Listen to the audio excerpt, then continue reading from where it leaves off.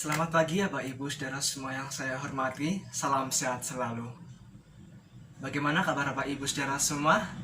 Saya harap Bapak Ibu Saudara semua senantiasa diberikan kesehatan. Dan bagi Bapak Ibu Saudara semua yang sedang sakit, semoga Bapak Ibu Saudara semua cepat diberikan kesembuhan sehingga Bapak Ibu Saudara semua bisa sehat kembali. Dan bagi Bapak Ibu Saudara semua yang belum beribadah, silakan terlebih dahulu untuk beribadah sehingga video ini tidak menjadikan penghalang untuk Bapak Ibu Saudara semua untuk mendekatkan diri kepada Sang Kuasa. Pemerintah telah menetapkan COVID-19. Pemantauan penyebaran COVID-19 di Jakarta terus dilakukan dan jumlah orang dalam pemantauan. Anda tidak sendiri di rumah.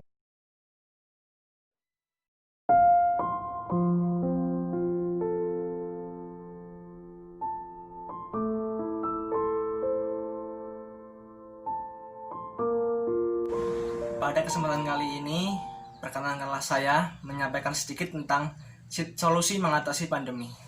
Awal tahun 2020, siapa sangka kita akan seperti ini. Banyak yang kita rencanakan di tahun 2019 dan akan kita laksanakan di tahun 2020. Seketika semua berubah secara drastis.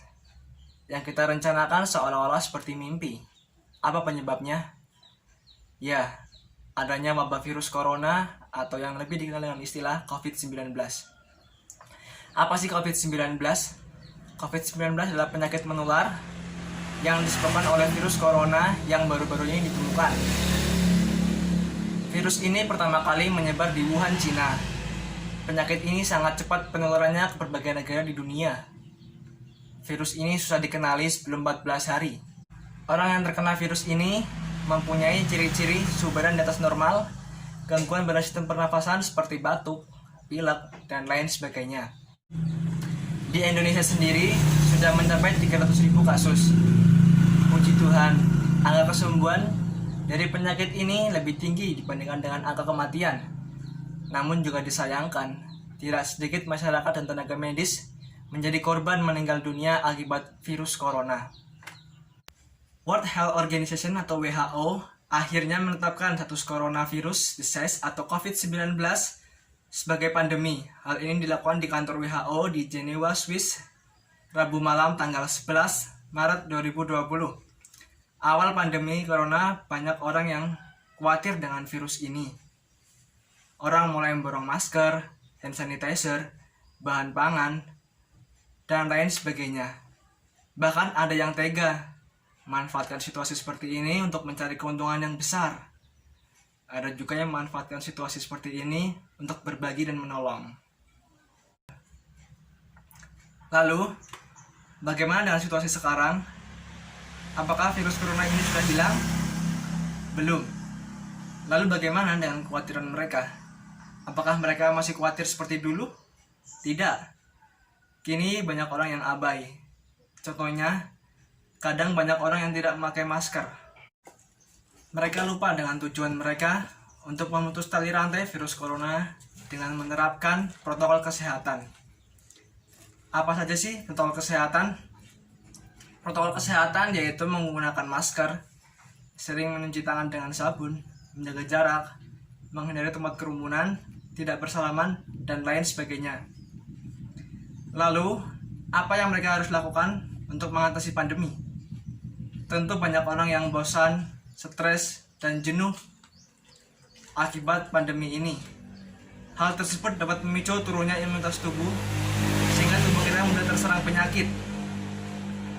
Yang dapat kita lakukan untuk mengatasi dampak dari pandemi adalah mengikuti perkembangan informasi dari sumber-sumber yang terpercaya tapi tidak berlebih, selalu menjaga kesehatan dengan rajin berolahraga secukupnya, menjaga pola makan yang sehat, dan selalu menjaga kebersihan, serta tetap menjalin komunikasi dengan orang lain.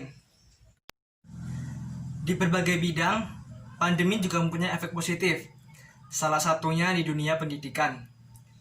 Dampak positif di masa pandemi, khususnya di bidang pendidikan, yaitu adanya cara atau sistem belajar jarak jauh melalui teknologi yang semakin maju, yang menjadi sebuah tantangan baru bagi siswa, guru, dan dosen dalam kegiatan belajar mengajar di rumah.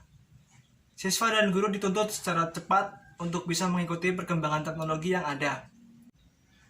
Adapun cara atau metode belajar dan memberikan pelajaran pun bervariasi, mulai dari aplikasi Google Classroom, Zoom, Google Meet, YouTube, bahkan hingga sosial media seperti WhatsApp. Hal ini bisa digunakan secara maksimal dalam kegiatan belajar mengajar tanpa mengurangi sedikit pun bahan materi. Pembelajaran dalam jaringan atau daring ini bisa menumbuhkan kreativitas tersendiri dari para siswa dan guru untuk menciptakan pembelajaran yang berbeda yang sebelumnya belum pernah diterapkan dan digunakan. Hal ini bisa membuat kita secara tidak sadar menguasai teknologi dengan cepat. Namun, terkadang sistem pembelajaran dalam jaringan atau daring terganggu dengan susahnya sinyal pada daerah-daerah tertentu, media yang digunakan, kuota, dan lain sebagainya. Hal ini yang terkadang menghambat atau menyebabkan tertinggalnya pembelajaran secara daring. Namun, cara belajar secara daring ini bisa menjadi sebuah solusi mengatasi pandemi di bidang pendidikan. Mari Bapak, Ibu, dan Saudara semua, kita bersama-sama untuk memutus rantai penyebaran virus corona dengan cara menerapkan protokol kesehatan.